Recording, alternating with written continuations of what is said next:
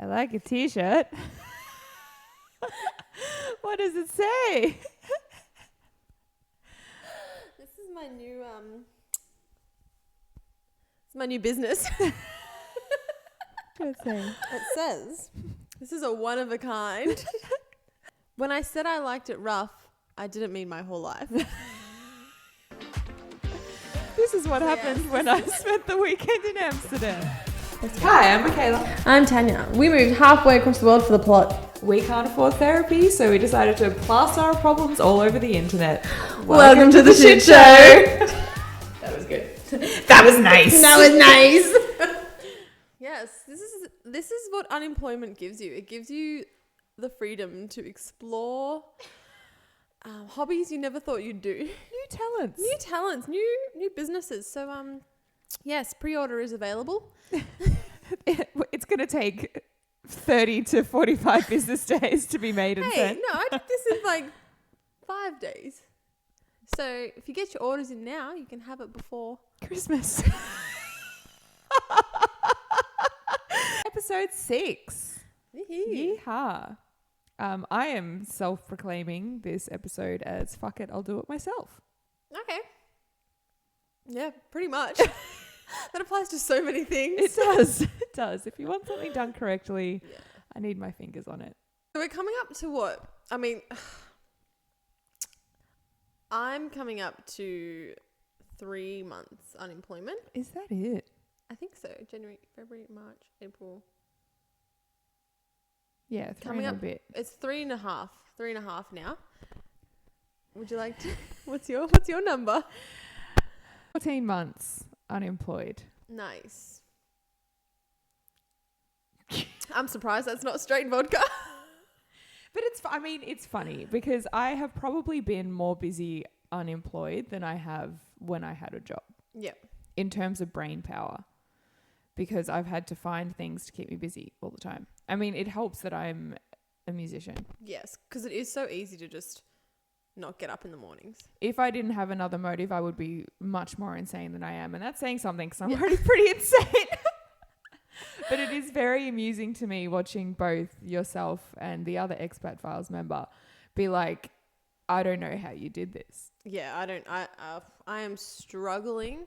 And I'm only at like 3 months. Exactly. I think that the thing with me last year, being in the Netherlands and not having a job, it wasn't so bad because I knew I couldn't get a job. Whereas now the last 3 months have been so much more stressful because I'm like, but I legally can work and I'm not. And that's stressful. The job market here is so much tougher than I thought it would be. Even just for a simple retail job, if you don't speak German, they are turning us away. Yeah. Without even like looking at applications. Yeah. People said before we moved here, like Berlin's the great place to be because everyone speaks English, and they do, but employment and companies don't look at you because they want you to speak German anyway. Yeah, they want that German element. For sure. Which, I mean, it makes sense. It makes sense, but it's annoying. It's annoying. Yeah, it is. I'm not denying that at all. But it does make sense. Yeah. And it's not like we're asking for like CEO positions. We just want to like, I mean, that would be nice. Some of the applications I've sent in, I'm like, fuck it, we'll give that one a red hot crack. Yeah, there are some applications I'm like, maybe there's a miracle, but I'm definitely not qualified for this, but I'm going to put my hat in the ring. Try. Yeah. That's it. We took a week off of the podcast. Yes, we did. Yeah, because we had something to keep us occupied. Extremely, well, you mostly. Yeah, you were having a meltdown and I was busy organising my first show. So speaking of keeping busy. Yay. It all started about a month and a half ago when we went to the venue for the first time. And I sat in the venue and I was like, I'm going to play this. Like, this is a reachable goal. There's 30 people in this room right now. I think that I could do it. Because obviously you came here to do music. Sure. So you have this, I was going to say alter ego, but apart from like the professional work. So your motive coming over here was to do music. Yeah. So you're building a brand. Attempting to. Yes. Yeah. Building your music career. Yeah. And the next step in that was to get your music out there and kind of promote it a bit more. Yeah. Which is where this show came about. Yes. I mean, I think it was also a really good exercise to see. I mean, you don't know what kind of an audience Berlin is. You don't know what kind of people, like what people like. Do they like acoustic music? There's a lot of DJ club. There's a lot of raves and techno. Yeah, which is not me at all. So I Yeah. was like, can I put this show on and will people come? It was also that, you know, there weren't so many paying gigs at the moment because summer's just starting. Yeah. So you were like, fuck it, I'll make my own gig. Exactly. And that's the thing, like, so many musicians that I've spoken to, especially over here, they're like, oh, but how did you get that gig? Or, oh, you're already playing a full hour set. Like, wow, I've just had to message people and email and reach out and be like, I know what I want to do. Yep. I know how to do it. You just have to do it. You can't like opportunities don't, especially in the music industry, don't fall on your lap. Like as soon as we touched down here, the next morning I woke up, like when we just moved into the apartment, straight away was looking at open mics. Then from that, I saw a show where there was like, they pre-booked musicians in there. And so I emailed him and I was like, hey, I want to play this set. He gave me a date. I played the set. Bada bing, bada boom. Whereas a lot of people are like, oh, I'm still doing the open mic circuit. I've been doing it for 1.5 years waiting for a gig. You cannot sit back and wait for fucking anything because unless you ask the question, you'll never get the answer. Yeah. And it's not like you have a huge fan base in Berlin yet.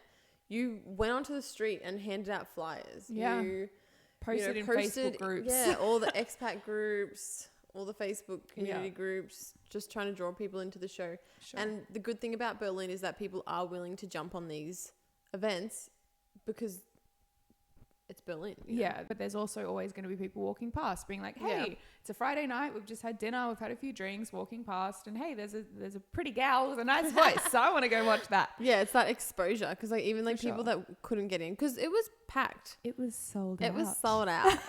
And like I was like, yeah, take a flyer, take a you had like your little stickers with your QR codes, and I was like, take that, and just getting that exposure. And I think like as a creative and in any realm, whether it's music, art, you know, even content creation, if you're scared to completely put yourself and plaster yourself on the internet, on the street, on the whatever, like you're not, people don't care about you until you're in their, not in their face, but in their ether at least, you know? I think that's the big thing is that no one cares. No one cares. No. And that is both a blessing and a fucking curse. It is, yeah. Building up this show, how did you go gathering like your people to put this on? From flyers to venues to opening acts. How did you go communicating all that?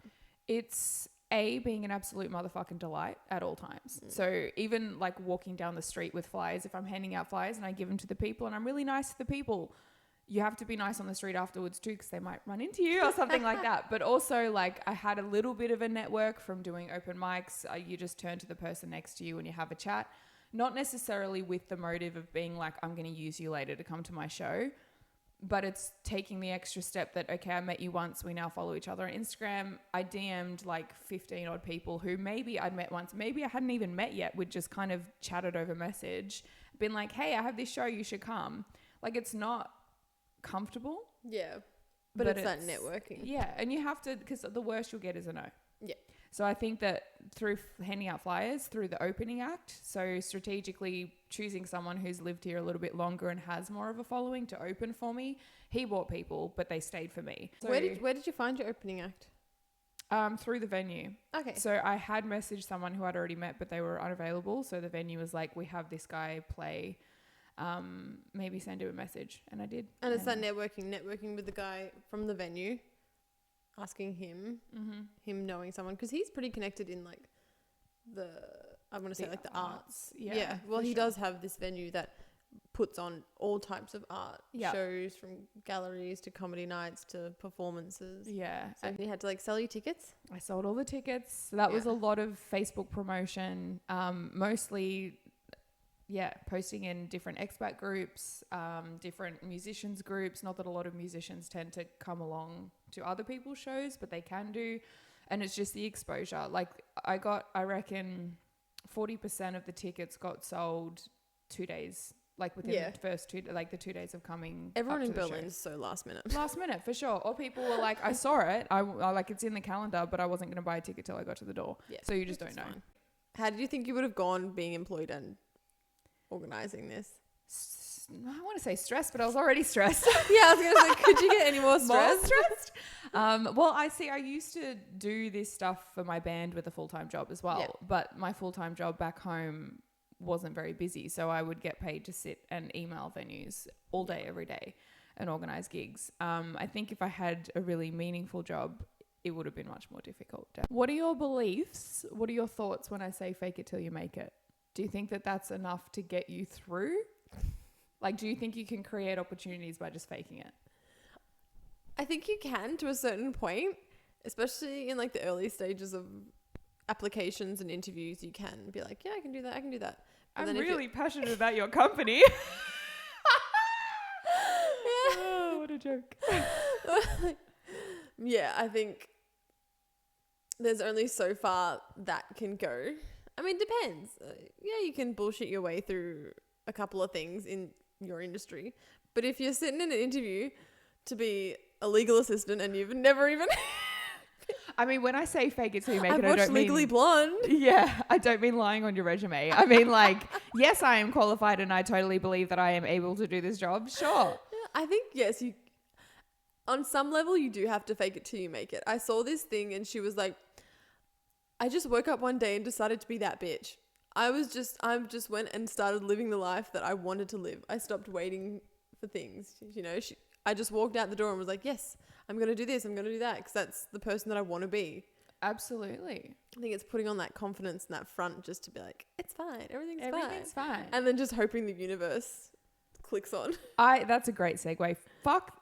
Universe. I'm not sure where I sit in all of this, but I am so upset with the universe right now because I am a person who is extraordinarily delusional, and I've been looking, angel numbers and manifesting and all of this stuff. And I want to talk about the idea of manifesting and what you think of that. There's two different types of people. Absolutely. There's people that are waking up and being like, oh, I want this and I want this and I want this in my life. And they just go about their normal routine. Whereas I think to actually make manifesting work, it just reminds yourself of your goals. Mm-hmm. So it's waking up in the morning and being like, I need to get a job. Like, I want to have a job. I want to start putting money away. I want to go on a holiday this year. And then it's putting in those mini goals. Okay, this week I'm going to apply for 3 jobs a day like we've been doing. I'm going to try and budget here. Yeah. I'm going to research, cheap holiday destinations. Yeah. Yeah. It's waking up and reminding yourself of what you're trying to achieve. The purpose. Not waking up and making a wish to the universe. Exactly. Manifesting is a really strong tactic, like psychologically, because it convinces your subconscious that you are capable of doing the things that you want. But that doesn't necessarily mean that you can sit and do the exact same things every single day. If you can literally envision yourself where you want to be, then I also envision myself working towards that. Like, it's not just sitting there being like, I'm going to be Taylor Swift and I'm going to be on stage and worth millions of dollars. Like, okay, so that's where I want to be, but how do I get there? Try and trick those brain chemicals to work in a positive way rather than a negative way. Yeah. It's really just actions. Yeah. For sure.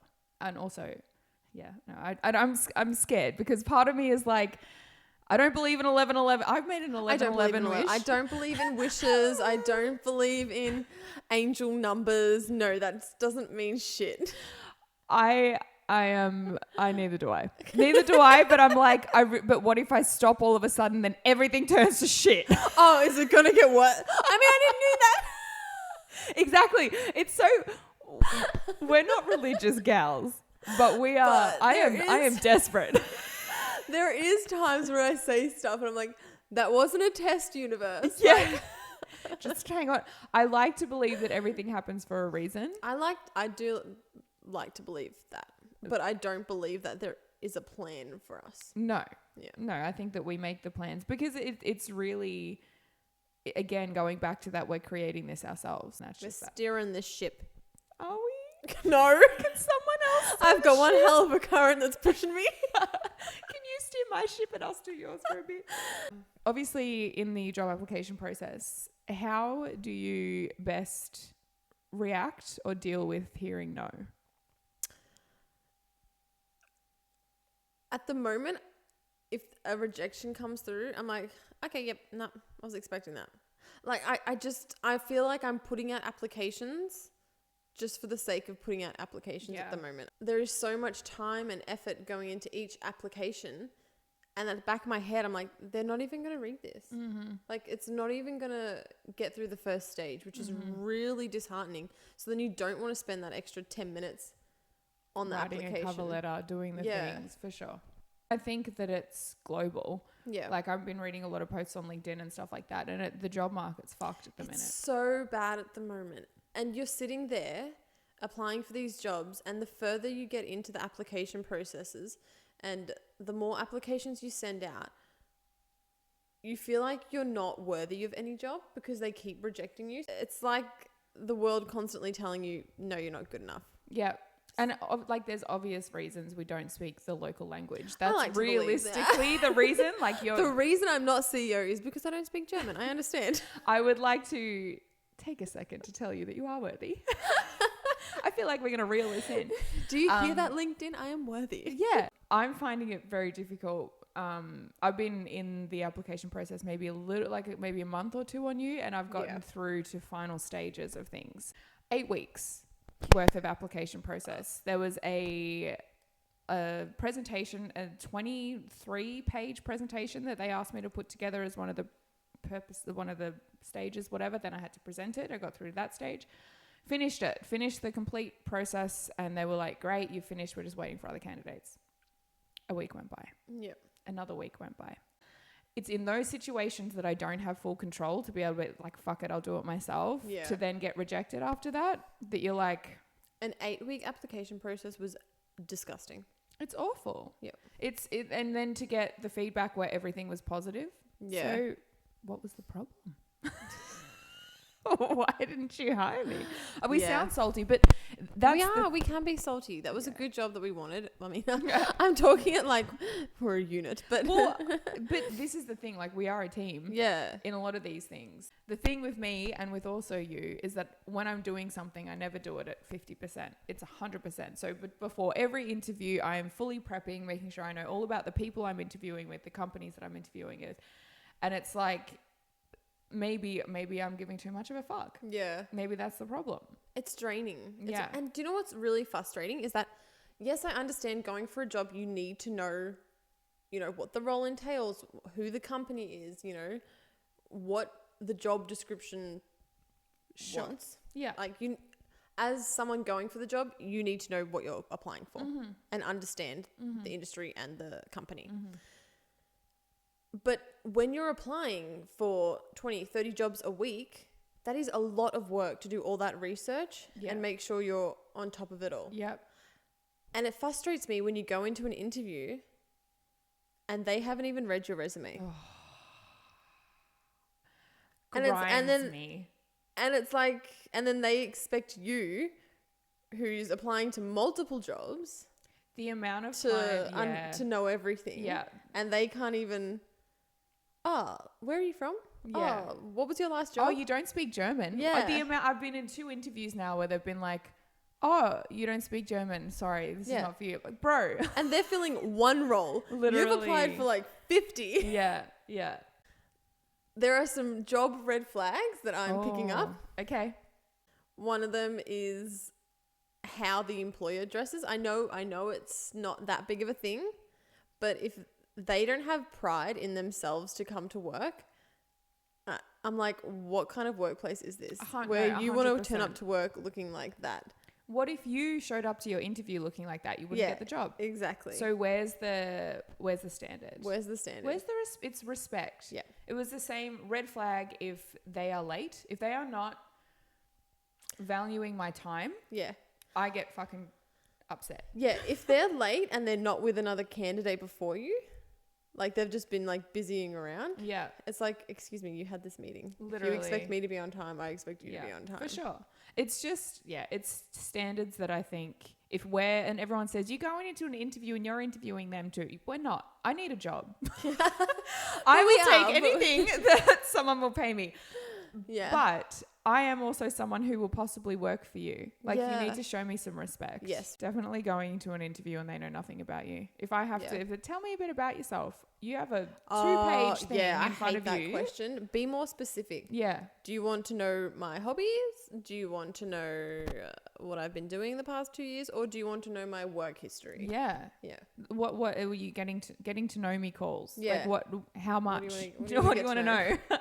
I'm an open book, darling. I'm an oversharer, but you need to give me some more information on this.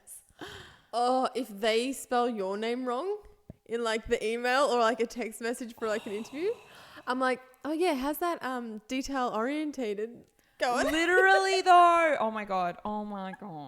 Another one is when they say, oh, we're a family here. No, I hate that. No, you're not. I'm like, this isn't no. And you know what? I have another. This is a business. Yeah. I'm not here to. I have a mum. I don't need another one. When they don't put the salary, that's a big one for me, because you have to ask the question. Or when they ask you what your salary expectations are. Look, I can tell you. Yeah, you know they're playing the game when they're like, what are your expectations, or what's your salary in mind? If you're a company that knows the worth of your employers, then you should know how much you pay them. Give me a range even. Yeah, don't be trying to lowball me and get away with stuff. The 8-week process that I went through, I will give them that they were very transparent with that. When they said the wage, I was like, oh, that's quite high. Okay, yeah, that's about where, but before that, they were like, what are your expectations? I was like, look, I just want to make rent. Yeah. Which is true. Like, but then they were going to offer me a lot more than that. And I was like, oh, I'd prefer that. Being unemployed obviously is tough. What have you been filling your days with? Not much. I found lots of little hobbies that normally I would be like, I don't have time for that. Made sourdough. Yeah. That was another tedious, horrific experience in my life. Do not recommend. We had a man live in the house with us. And is he still in the fridge? He is still in the fridge. He's in timeout. He hasn't been fed. Tim. His name is Tim. Bloody Tim. Yeah. Embroidery. Nice. Starting my own fashion label. Yes. Inspiring quotes. Nice. I've been reading a lot recently, which is good. And writing. But again, when you were talking about manifesting, it's reiterating those goals to yourself. Mm-hmm. And because writing hasn't been at the forefront of my mind, I haven't been doing it as much lately. I think having a project or multiple projects to work towards is really important. Like the podcast. Because my background is in communication, so I do love all that like hands-on creative kind of stuff. Mm-hmm. So just keeping that alive, really. Yeah. So I'm not becoming stagnant. Do you think that you'll miss having time for it when you get a job? That's something I was thinking about today. I was like, okay, Tanya, yes, you could get a full-time job in retail, but then another year's going to go by and you're still going to be in retail. Like, is that something that you want to do? Part of me is like, maybe this time is a good time to figure out what you actually want to do with your time. For sure. And your career. So doing these online courses, doing these like marketing refresher courses and SEO courses, it's like, oh yeah, no, this is what I did want to do. Yeah. And I did want to do some writing and some more fun content, like, you know, this podcast, our TikToks. It's all my kind of creative stuff that I like. Because I do know one day I'm going to get a job and I'm going to be like, wow, I should have used that time more wisely. We are. I can 100%, we will listen back to this and be like, why were we so stressed? Yeah. I wish that I could go back and use that time better. For sure. It's a blessing and a curse. For sure. Because every day you wake up and you're like, I have nothing to do. So you do have a slow morning and, you know, you go to the gym, I go for my run, we come back, you know, we catch up on worldly news, not TikTok.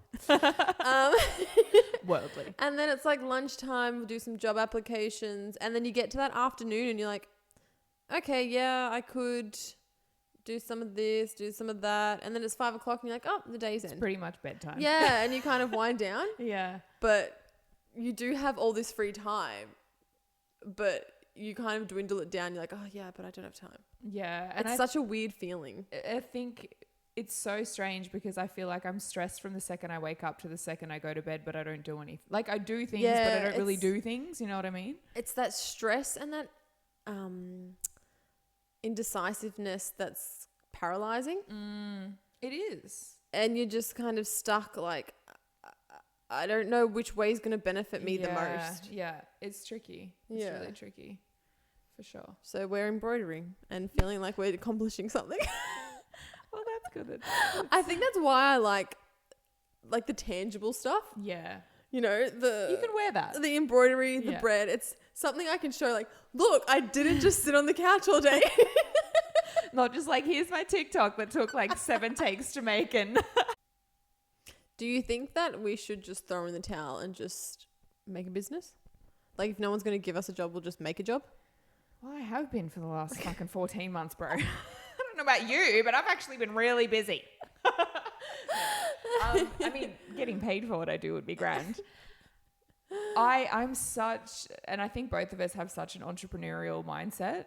I would love to just go back and do that. And realistically, a lot of the job interviews that I've gotten, I didn't go to university. I didn't do any of that stuff. But a lot of the interviews that I have gotten is from my experience from running my own business. Yeah. So if shit hits the fan, we just go and apply for jobs again.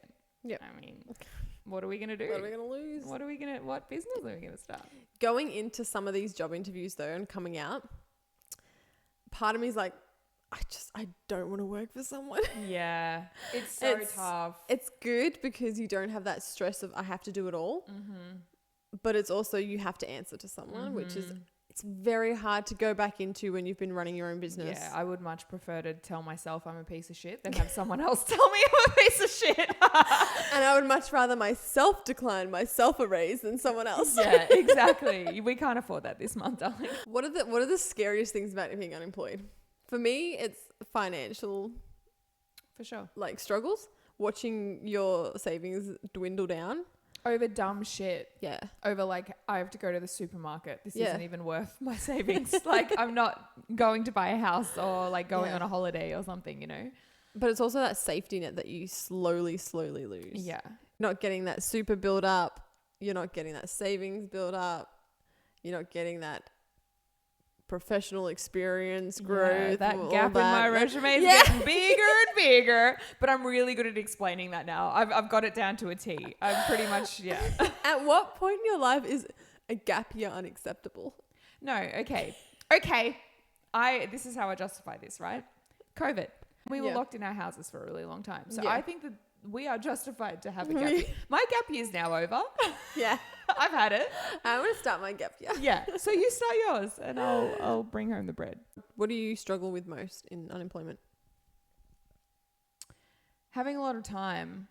You know what? It's funny. I'm lucky because I've had this time to focus on my music that I haven't used my time properly. That I'm going to get to the end of this, get a job and be like, I just fucking wasted a whole year. Like literally I've done good things, but I'm a person who really struggles to celebrate those, you know? I even did that in COVID. When COVID finished, I was like, fuck, I had all that time at home and I built a business, but I was like, I didn't do anything. I should have learned another language. That's what I mean. Mastered another skill. I should have painted my ceiling. Like my problem is I sit here now and I'm like, why is my music not like fucking played on every radio Why station? haven't I written a novel? Like literally. But we've kind of just like moved countries a few times and like tried to figure out bureaucracy and fucking stuff. I mean, we had to go to the store and buy toilet paper yesterday. That was a really busy day. It was a lot. Did you do anything uncomfortable this week? I mean, my show was pretty uncomfortable. Organising the show was uncomfortable for me. Only in certain parts of the organisation process because it was all on me. Yeah. Which is funny. That was tricky. It was a lot. But I was having a sook to my mum on the phone this morning and I was like, no one cares and I just wish that I had a team and someone to organise everything for me because I just want to get up and I just want to perform. That's what I'm good at. And my mum was like, you would fucking hate that. I was like, what do you mean? She's like, you would hate to rock. You'd be like, that is done incorrectly. I want that different. Why are there not enough people in the room? Like, you have to be in control of everything. And I was like, you would just have two people doing the same job. Yeah, exactly. You and someone else. Yeah. What was your uncomfortable thing? I know I've used this before, but this was a recent experience. Okay. It was that job interview I went to. Yeah, fair. Explain. So another red flag. Going into this job interview, first time retail, I was like, yep, cool. I walk in and the lady goes, oh, yep, cool. Pop your bag here and then we'll go out into the floor. I was like, okay. And then she goes, okay, we're just going to work for an hour and then we'll have a chat afterwards. Unpaid work is a red flag. Yeah, unpaid work is also a red flag. Oh my God. But to throw someone on a floor, like I understand, yes, this might be like an exercise. But throwing someone onto a floor where they're not familiar with the merchandise, I can't assist customers to my standard. Yeah. That shouldn't be their standard. But also to then not acknowledge me and just go off and do her own thing. And at one point I was the only person on the floor in the store. You know what that shows me though? That shows her lack of respect for the brand that she works Yeah. for. Because like you want the best customer experience as someone who, she was the manager. Yeah. As someone who manages a store, you're not going to throw someone who knows nothing about Nothing. anything. I know you know Not stuff, even but you know like what a I mean. simple like introductory conversation beforehand as well. I was shocked Yeah. to have to just throw someone in there. Yeah. So very uncomfortable. Yeah, fair. But I got through it. Good. But again, when people asked, oh, do you have another jacket like this? I'm like, I don't know. know. Maybe. I've been here 5 minutes more than you. My favorite line when I start a new job, and I use it for like the first 6 months, is be like, I'm so sorry, it's my first day. And you could have just I'm really here. like, it's my first 2 minutes. Literally up until 6 months, my favorite is you'd be like, I'm sorry, this is only like my first week, but let's work it out together. Because then they feel like they're doing something for you. I've worked there 3 years, mate. I just like don't know. I have an unhinged question. Oh, good. I'm excited. Oh, good. So Tanya worked door on Friday. Mm-hmm. She was my lovely door bitch. And I have Emphasis on bitch. I want to know if they have a think about different points. And there's one person in particular who I'm thinking of. The internal dialogue as it was going on. So obviously you're quite a lovely person to come up to. Hi, can I see your ticket? What were you thinking? Was there any points that you were like, I will fucking murder you? So there was one point in the night, early on in the night, you were still fleeting in and out. There was a guy that, I don't even know if he was speaking German or just gibberish. I think it was He gibberish. kept coming in and out of the venue because it was a cafe as well. Mm-hmm. Before the show started, it was a cafe. And standing really close and, you know, just talking shit. And he had like all these flyers and this piece of paper. And then, he had like Sexyland written down on it. I don't know what that was. Still to this day, we have no idea what he was on about. Even the people working there that spoke German had no idea what he was on about. No. But part of me was like, test me one more time and I'm ready. I'm ready to knock someone out. It's boiling. It's been a week. It's been a week. It's been months. I'm like, I will knock you out. Give me a reason. Come on. Come a little bit closer. I just want to say how proud I am because from the outside, you were quite delightful. But that's why I was wondering what was happening on the inside. The internal dialogue. Internal dialogue. Yes. Give me a reason to punch you. Nice. Please. Putting on this show, Mm-hmm. when you were up there on stage, was there part of you that little guilty pleasure part of you that was like, fuck yeah, I have all these people hanging on to every word I'm saying, like kind of that like, yeah, I'm amazing. Like, I did it. Okay, yes. So there was, I can like pinpoint it. how big did your head grow that night?